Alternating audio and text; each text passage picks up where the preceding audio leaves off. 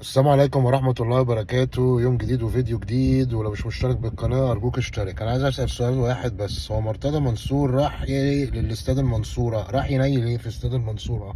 ماتش بدون جمهور ومعلن إن هي بدون جمهور ومفيش جمهور، رايح تنيل إيه؟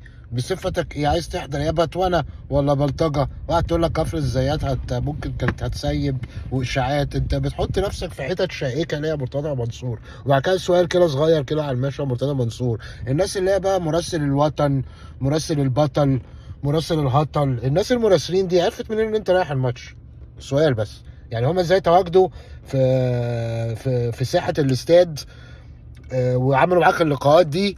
انا لسه ان انت قايل لهم ومكلمهم ومظبط معاهم انا رايح بكره، واقف ايه بس كل شويه تقول انت من مين؟ انت من جورنال ايه؟ انت مراسل ايه؟ انت اتعبطت خلاص، انت خلاص فلتت منك. وبعد كده بص نادي الزمالك ازاي مديون بسببك عشان خالد بوطيب، ولسه فرجاني ساسي، ولسه التقيل ورا ملايين الناس هتجيبها منين؟ ملايين الغلابه الناس اللي هي موجوده دي هتجيبها منين؟ ما كله بسببك وبسبب عيالك وبسبب غبائك. حسبي الله ونعم الوكيل فيك يا مرتضى منصور، ضيعت النادي. وشخصيه بقى لازم تختفي عن الساحه والناس بقى اللي هي رايحه ايه، تاكل لها عيش عشان تعمل فيديو ومشاهدات ونسب بقى من الموقع، ويبقى هو ده نمبر 1 عند الموقع ويترقى. كل ده هطل وكل ده عمره هتبقى كده. احنا كده الدوله العبيطه. والسلام عليكم ورحمه الله وبركاته.